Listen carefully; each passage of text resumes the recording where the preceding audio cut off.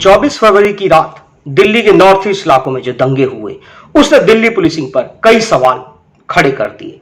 इन्हीं सवालों के चलते गृह मंत्रालय की पहल पर मौजूदा पुलिस आयुक्त श्री SN श्रीवास्तव को कमान सौंपी गई, जिन्होंने न महज 72 घंटों में दंगों पर काबू पाया बल्कि अमन और शांति कायम की। इसी बीच कोविड का कार्यकाल शुरू हो गया। बीते 5 महीनों में कभी दिल्ली लॉक तो कभी अनलॉक हुई। अब दिल्ली पटरी पर आ चुकी है, जिसके बाद दिल्ली पुलिस के लिए सबसे बड़ी चुनौती है स्ट्रीट क्राइम, बुजुर्गों के प्रति बढ़ता क्राइम। इसी पर हमने बात की मौजूदा कमिश्नर SN श्रीवास्तव से, जिन्होंने बड़ी बेबाकी से इन सवालों के जवाब दिए। यही नहीं, उन्होंने इन सवालों के साथ साथ दिल्ली दंगों के बारे में वो सच भी बयां किया जो शायद कई लोग नहीं जानते।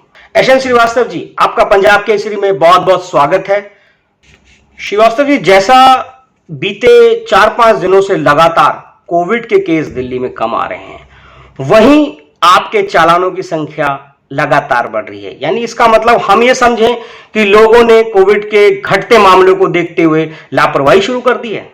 80,913 लोगों को चालान किया गया था और 1,47,752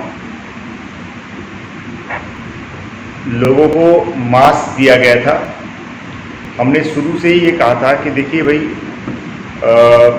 बहुत सारे लोग जो हैं जो गरीब हैं, हो सकता है मास्क उनके पास उसके लिए 20-25 रुपये या जितने रुपए का मास्क होता है वो शायद वो ना दे पाएँ, तो वो ना ख़रीद पाएँ। तो उसके लिए ठीक है, आप उनको मास्क दे दो, ठीक है। लेकिन यही चीज़ जो सक्षम है, जिसके पास हैं पैसे और वो नहीं मास्क पहनता है, तो उसको तो चलाना चाहिए। तो इसलिए मैंने ये भी किया कि ऐसे में आप क्या करो कि मैंने पिछले 10-12 दिन से मैं ऐसा करते आ रहा कि एक जगह इकट्ठा एक जगह एरिया को देख लें, मार्केट एरिया जहाँ पे ज़्यादा वायलेशंस होती है, और सारे लोग वहीं पे जा करके और वहीं पे चलान करें, ताकि ताकि स्पेशल ड्राइव के रूप में, ताकि कोई छूटे नहीं और उसमें इम्पैक्ट भी पड़ेगा। दिल्ली के दंगों की जो जांचें की जा रही हैं, उस पर लगातार आरोप लग रहे हैं कि ये जांचें एक तरफा की गई हैं।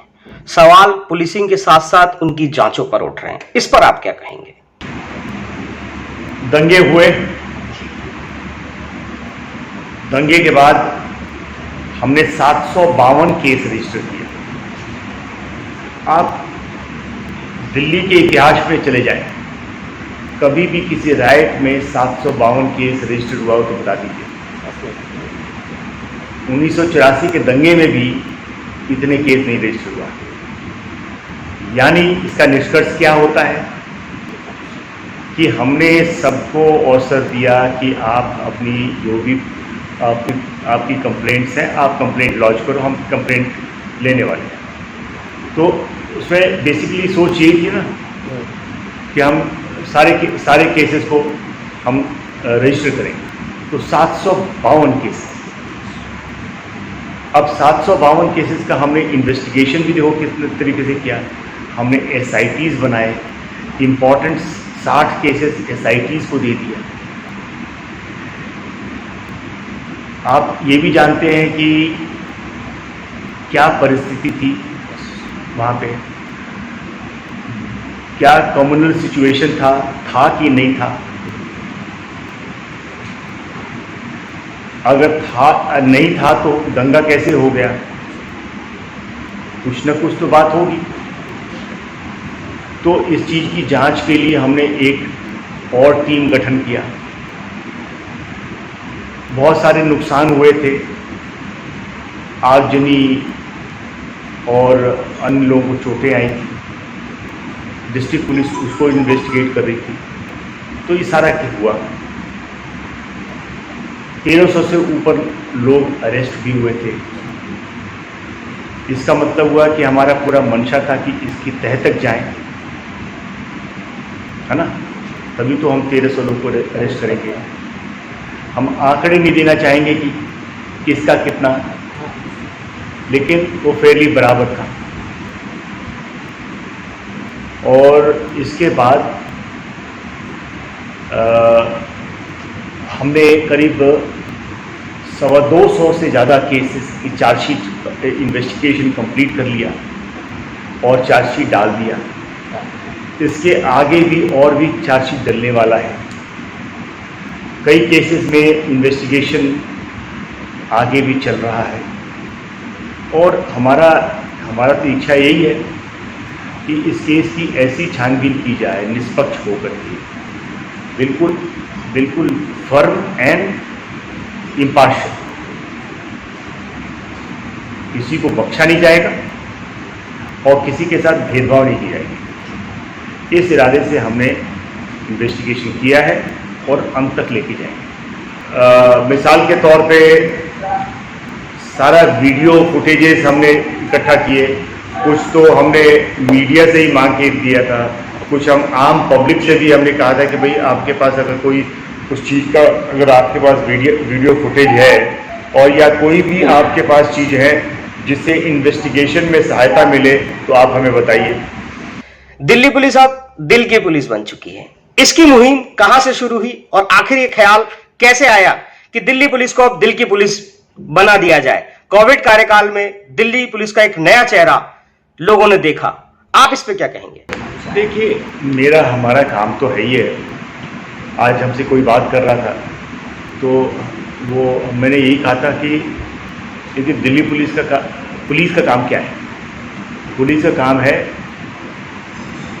जो तब पड़ती है जब कोई परेशानी में,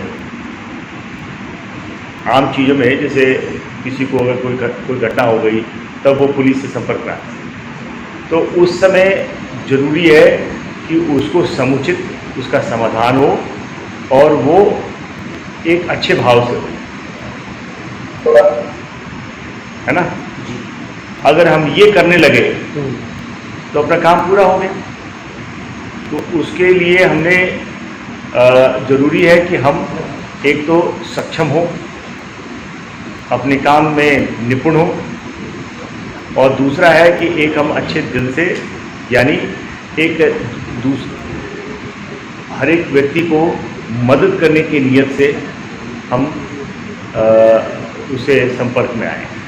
तो अगर हमारा मकसद हो जाएगा कि हम उसको मदद करें और हम हमेशा काबिल रहें, सक्षम हों, मजबूत हों, तो हम अपना काम में ज़्यादा सफल हो गए।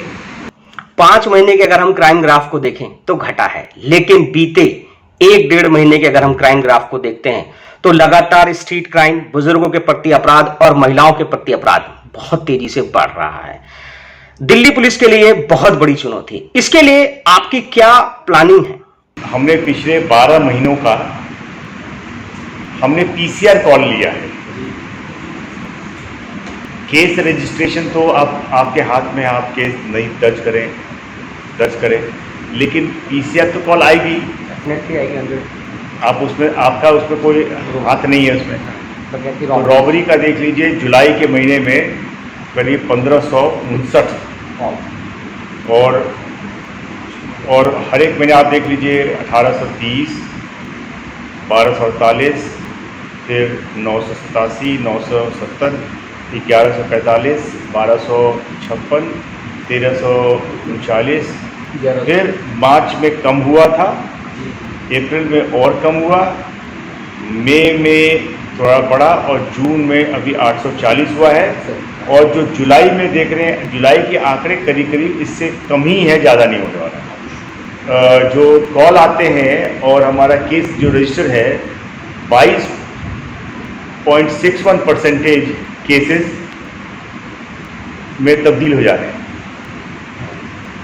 ये पहले कम थे, मैंने 840 में 190 केस रजिस्टर हो गया। हाँ। लेकिन 1559 में से 172 केस रजिस्टर हुआ, वो कंपैरेटिवली बहुत ज़्यादा। तो मैं जोर दे रहा हूँ केस रजिस्टर होने में, और केस रजिस्टर जब होंगे तो केस खुलेंगे भी, क्रिमिनल पकड़े जाएंगे तो फिर वो क्राइम में कमी भी आएगी। ये सोच से हम आगे बढ़ेंगे। एक तो हमने ये कहा कि भाई केस तो रजिस्टर करना ही है, केस नहीं रजिस्टर करना गुनाह है, ठीक है, केस रजिस्टर करना है, राइट, और उसको सुलझाना जरूरी है, ठीक है। और हमने सभी को इस चीज़ से निश्चित कर दिया है कि आपके केस, एक्चुअल केस दर्ज बढ़ जाता है तो कोई नहीं, ये आपके खिलाफ नहीं जाएगा। आप कितने क्रिमिनल पकड़ते हैं वो ज़्यादा, कितने केसेस सुलझाते हैं वो ज़्यादा इम्पोर्टेंट। यानी क्राइम कहाँ कहाँ हो रहा है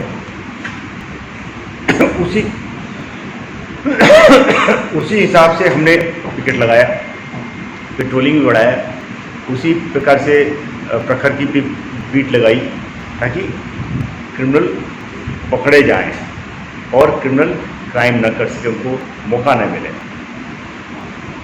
आजकल इनफैक्ट बहुत ज़्यादा हो रहा है कि हमारे जो पुलिसकर्मी है वो बड़े प्रोत्साहित हैं, उनको उनके काम की सराहना करते की जा रही है, उनको इनाम भी दी जा रही है, और जिससे वो प्रोत्साहित होकर के और से और बड़ा काम कर रहे हैं। ऐसे शक वाले क्रिमिनल्स हैं जिसपे जो क्राइम कर रहे हैं उनकी अच्छी थॉरो इंटरोगेशन हो रही है। इंटरोगेशन से उनसे सारी जानकारी हासिल की जा रही है, क्राइम क्यों कर रहे हैं और क्राइम का जो भी प्रॉपर्टी है किसको बेच रहे हैं, और किस तरीके से हम उन पे भी जा रहे हैं। तो मैंने जड़ से चीज़ें को निकालनी है। अगर हथियार किसी ने इस्तेमाल किया, हथियार बरामद हुआ, तो कहाँ से हथियार उसने परचेज किया, किसने दिलवाया उसको, उसके खिलाफ भी कार्रवाई हुई। यूपी का विक्रुकांड किसी से छिपा नहीं है कि यूपी में किस तरह के संगठित गैंग चलते हैं, लेकिन दिल्ली की जब हम बात करते हैं तो संगठित गैंगों में कई नाम दिल्ली में भी सामने आते हैं। टिल्लू गैंग हो, गोगी गैंग हो, सत्य पहलवान हो या नीरज भवानिया गैंग हो। ऐसे गैंगों पर अंकुश लगाने के दिल्ली पुलिस की क्या प्लानिंग है? बड़ी मुस्तैदी से काम कर रहे हैं और चीज़ें कम भी हुई हैं। पिछले साल और इस साल किडनैपिंग फॉर रैंसम जो है दोनों 8-8 हुए, और एक्सटॉर्शन जो 86 था वो 46 था, और यूज़ ऑफ फायर आर्म जो है जिसमें हथियार इस्तेमाल हुआ है 415 के जगह पे 292 हुआ है। तो ये कमी आई है और आगे आने वाले दिनों में और भी कमी आएगी। ये जिम्मेवारी जो है ये सिर्फ पुलिस की ही नहीं मानना चाहिए। कहते हैं ना क्रिमिनल जस्टिस सिस्टम, तो सारे लोग मिलकर के इसका सभी की जिम्मेवारी है। लॉकडाउन में भले ही अपराध कम हुए, लेकिन इसी बीच साइबर अपराध बहुत तेजी से बढ़ गए। साइबर क्राइम का ग्राफ बहुत तेजी से बढ़ा। ऐसे में दिल्ली पुलिस और आपकी तरफ से क्या प्लानिंग रही, जिसको देखते हुए कि साइबर क्राइम के इस अटैक को रोका जा रहा है और उसको कम करने के लिए कोशिशें की जा रही हैं?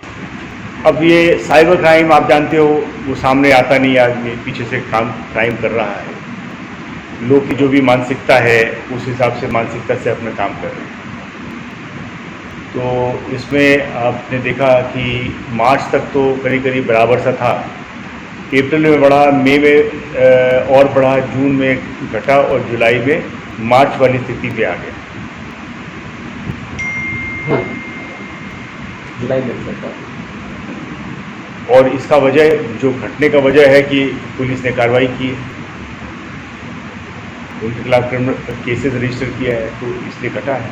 नए मोडस ऑपरेंडी हैं कि एक तो फेक शॉपिंग साइट्स बना दिया कि साहब यहाँ देखो अच्छे अच्छे सामान मिल रहे हैं और इस पर आप पेमेंट करो, और पेमेंट किया तो गलत हो गया।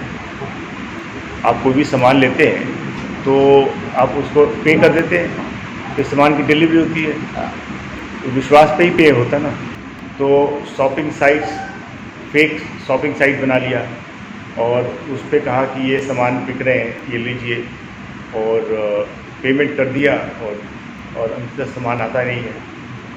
फिर कहते हैं कि बहुत ह्यूमैनिटेरियन वर्क कर रहे हैं, जैसे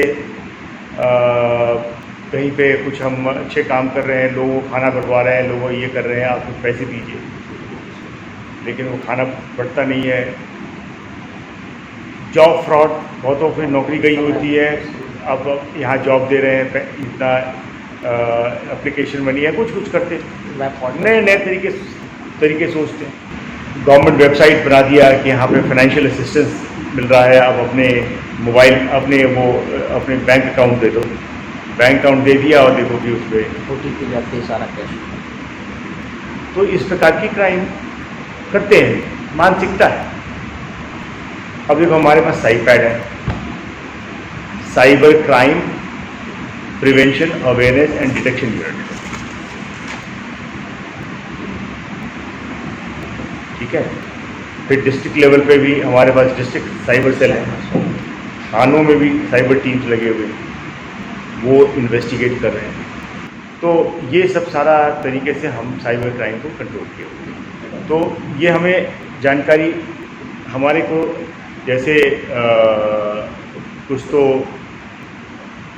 आपसी बातचीत, कई लोगों का एक्सपर्ट का ये कहना होता है कि ये होगा, स्ट्रीट क्राइम होगी, तो हम पहले से ही स्ट्रीट क्राइम की दिशा में काम करना शुरू करते हैं। साइबर क्राइम होगी तो पहले से ही साइबर क्राइम की दिशा में काम करा शुरू, इंतज़ार नहीं किया कि होगा तो देखा जाएगा, शुरू से ही काम करा। तो यही अच्छी पुलिसिंग का निशानी है कि आप इस चीज़ को माने कि ऐसा होगा तो हम किस प्रकार से चीज़ों को रोकें और चीज़ों को और अच्छा बेहतर होएगा। कोविड-19 के दौरान सोशल डिस्टेंसिंग का पालन कराते कराते करीब 2600 जवान संक्रमित हुए, वहीं 13 जवानों को दिल्ली पुलिस ने खो दिया। ऐसे में बतौर मुखिया होने के नाते आप दिल्ली पुलिस के जवानों का मनोबल लगातार कैसे बढ़ाते रहे, उनको कैसे मोटिवेट करते रहे कि वो फ्रंट पर खड़े रहें और संक्रमण से बचे भी रहें? कि देखिए, जैसे कोविड शुरुआत हुई थी तो उसमें कई पहलुओं पे काम हुआ था। एक तो कुछ चीज़ें जो कि हेल्थ एंड इम्यूनिटी के लिए है, दूसरा है कि किस प्रकार से कोविड को फैले नहीं, तीसरा है अगर फैल गया, किसी को कोविड हो गया तो उससे उसका नुकसान ज़्यादा ना हो, ठीक है। चौथा, सभी कोई उतने कुछ लोग मजबूत इरादे के होते हैं, कुछ लोग नहीं होते, सबको संभाल के चलना है, ठीक है। और अगर उनको कोई आर्थिक या कोई नुकसान हुआ है तो उसको देखना है। तो पहला जो विषय है हेल्थ एंड इम्यूनिटी में, सबसे पहले तो सभी को हमने जो पाया कि आयुर्वेद के बहुत सारे ऐसी चीज़ निकले हैं जिससे उसकी हेल्थ और इम्यूनिटी बढ़ेगा। तो मिनिस्ट्री ऑफ आयुष से बात करके हमने हर एक पुलिसकर्मी को एक बार नहीं 2 बार, एक राउंड फिर दोबारा सभी को हमने, उनकी एक पूरी पैकेट होती है जिसमें च्यवनप्राश भी होती है, गोली भी होती है, कुछ नाक में डालने वाला तेल भी होता है, कुछ और चीज़ भी होती है, सबको दिलवाए और ये दोबारा दिलवाए। उसके बाद कुछ अफसरों ने आर्सेनिक एल्बम, एक हेम्योपैथिक दवा, वो भी दिलवाया। हमने एक काम जरूर कराया कि हमने कहा कि सभी को एक्सरसाइज करने की जरूरत है और हर एक जगह योग और एक्सरसाइज करना जरूरी है। आप जो भी चूज़ करना करो, तो एक करना जरूरी है। तो सभी यूनिट में, सभी पुलिस स्टेशन में जहाँ हो, ये सब कराया, बढ़िया हो जाएगा। फिर उसके बाद किस तरह से स्प्रेड ना हो, तो आप जानते हो 3 चीज़ें हैं। एक तो मास्क पहनो, दूसरा दूरी मेंटेन रखो और तीसरा हाथ साफ रखो। इसी को आधार मानते हुए हमने सारा काम किया। थानों में हमने किया, 3 भाग कर दिया। जो लोग जो थाने में रहते हैं वो थाने में रहेंगे, बाहर नहीं जाएंगे। कुछ काम ऐसे होते हैं कि थाने के बाहर उनका काम नहीं होता, जो बाहर होते हैं वो बाहर ही रहे, थाने में ना आए। उनका रहना होना सब बाहरी hotel, guest house, school building वगैरह से में कर दिया ताकि वो इधर ना आए। फिर कुछ लोग जो इमरजेंसी ऑफिसर थे उनको कहा कि भाई आप एक हिस्से में रहो, जब भी आपको कॉल आए तो जाओ और उसी जगह चल जाता कि बाकी से मिस्टर न करो। सबसे इम्पॉर्टेंट चीज़ है ये मोटिवेशन, क्योंकि अगर मान लीजिए अगर आपने मोटिवेटेड ना रखा फोर्स को तो क्या होता है कि फोर्स फिर हिम्मत नहीं। सबसे इम्पॉर्टेंट चीज़ होती है कि एक उनमें आत्मविश्वास जगा के रखो उनको, और एक और विश्वास जगाओ कि उनको उनके सीनियर्स उनका ध्यान दे रहे हैं। ये सबसे बड़ी उपलब्धि हमारी थी कि हमने सबको विश्वास दिलाया कि हम लोग ध्यान दे रहे हैं। सारे सीनियर ऑफिसर्स को सभी को ही एक जिम्मेवारी दी गई कि आपको ये जिम्मेवारी, आपको ये जिम्मेवारी, आपको ये जिम्मेवारी। रोज़ाना यहीं पे मैं 10:30 बजे रोज़ाना रिव्यू करता रहा हूँ, आज भी रिव्यू करता हूँ। तो ये थे हमारे साथ Delhi police commissioner SN Srivastava, जिन्होंने दिल्ली दंगों, कोविड-19 का कार्यकाल हो या दिल्ली पुलिस का दिल की पुलिस का बनना हो, उनके सटीक जवाब दिए। पंजाब केसरी के साथ श्रीवास्तव जी का जुड़ने के लिए बहुत बहुत शुक्रिया।